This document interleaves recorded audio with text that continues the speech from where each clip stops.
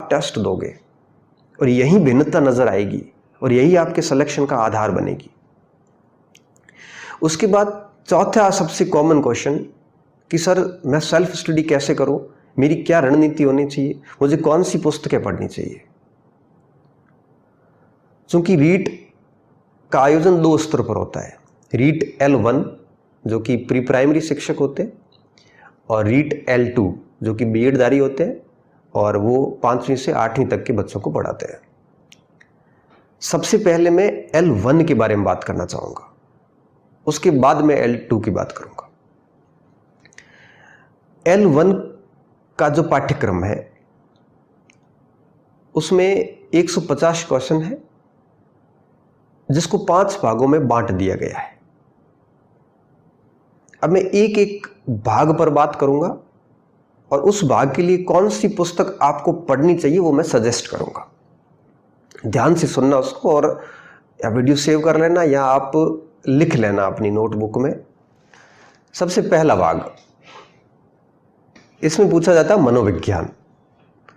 देखो, मनोविज्ञान के पढ़ने का सबसे बेस्ट जो तरीका है वो ये है मेरे अकॉर्डिंग, क्योंकि मैंने सेकंड ग्रेड भी दिया, फर्स्ट ग्रेड दिया, HN दिया और सारे मेरी अच्छी रैंक आई और मनोविज्ञान के भाग में हर बार अच्छे अंक आए।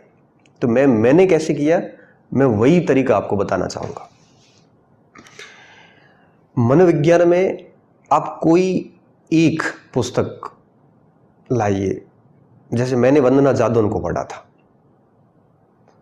वर्तमान में धीर सिंह जी धा भाई की पुस्तक जो कि अवनी पब्लिकेशन की है वो भी मार्केट में आ रही है और बहुत अच्छी किताब है।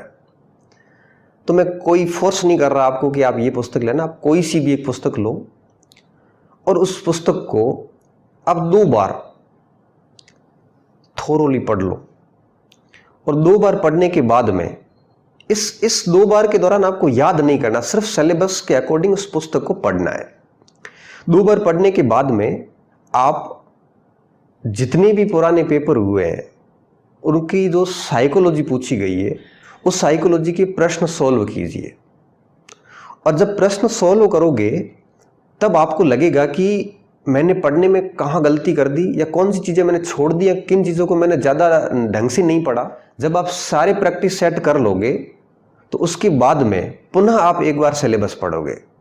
जब आप तीसरी बार सिलेबस पढ़ोगे तब आप निश्चित रूप से उस सिलेबस को इतना गहराई से और इतना तन्मयता के साथ पढ़ोगे कि अब आप तीसरी बार जब साइकोलॉजी को पढ़ रहे होंगे तो आपको साइकोलॉजी स्वतः याद होती जाएगी। और ये सिलसिला 3 या 4 बार जब आप करोगे तो साइकोलॉजी में आपको कभी दिक्कत नहीं आने वाली है।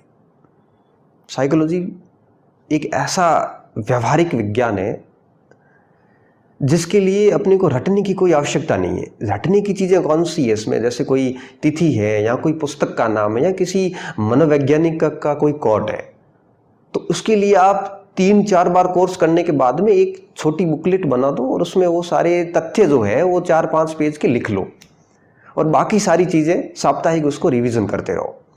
तो जितनी ज़्यादा किताबें पढ़ोगे साइकोलॉजी की आप, उतनी ज़्यादा आप कंफ्यूज होंगे। लेकिन हमें अधिकतम कैसे करना है उस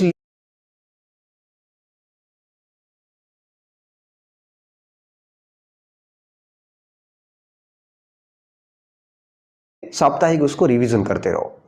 तो जितनी ज्यादा किताबें पढ़ोगे साइकोलॉजी की आप, उतनी ज्यादा आप कंफ्यूज होंगे। लेकिन हमें अधिकतम कैसे करना है उस लिए इस बात का विशेष तौर पे ध्यान रखना है कि अधिकतम किताबें नहीं पढ़नी है, एक ही किताब को अधिकतम बार पढ़ना है। अब अपन बात करेंगे दूसरे भाग पर। दूसरे भाग में लैंग्वेज आती है और आपको कोई 2 लैंग्वेज ऑप्ट करनी पड़ती है।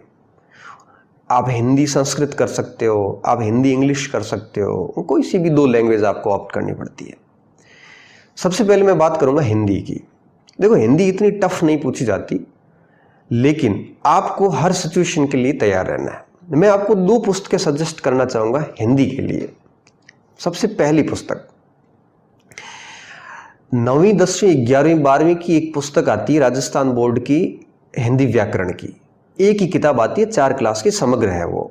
एक तो आप वो पुस्तक लाइए और उसको आप ढंग से पढ़ लीजिए, और उसके साथ साथ एक किताब राजस्थान हिंदी ग्रंथ अकादमी की राजेंद्र सिंह सिंघवी की किताब आती है। आप ये दोनों पुस्तकें लाइए और इन दोनों पुस्तकों को तरीके से पढ़ लीजिए, 2 बार, 3 बार, 4 बार। इन किताबों को जितनी बार आप दोहराव करोगे, जितनी ज़्यादा बार पढ़ोगे, उतनी ये चीज़ें आपको याद होती जाएगी। तो आप हिंदी में ये 2 पुस्तकें पढ़िए, ये सबसे बेस्ट किताब है। उसके बाद अगर मैं बात करूं सेकंड लैंग्वेज की, तो आप इंग्लिश या संस्कृत कोई भी रख सकते हो।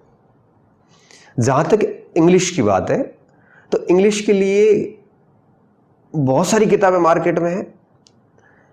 तो मैं आपको कुछ मुख्य बातें बताना चाहूँगा। देखो, भाषा जो होती है ये रटने से नहीं चलती है। भाषा एक अपने आप में कौशल है, इसको अंदर से विकसित करना पड़ता है। अब अंग्रेजी ऐसी है जो राजस्थान के अधिकांश अभ्यर्थियों के लिए एक भय का काम करती है, और उस अंग्रेजी की वजह से मोस्टली विद्यार्थी डीमोटिवेट होता है कि सर मुझे इंग्लिश नहीं आती, मैं कैसे करूं। देखो, सामान्य बात है। आप 6ठी से 8वीं तक की मिनिमम बता रहा हूं, आप टेक्स्ट बुक लीजिए और उस टेक्स्ट बुक के अंदर जितनी भी वोकेब है उसको पढ़िए, उसकी सामान्य ग्रामर है जो है उसको आप सॉल्व कीजिए, और आप धीरे धीरे 6ठी क्लास से स्टार्ट करोगे, और जब 8th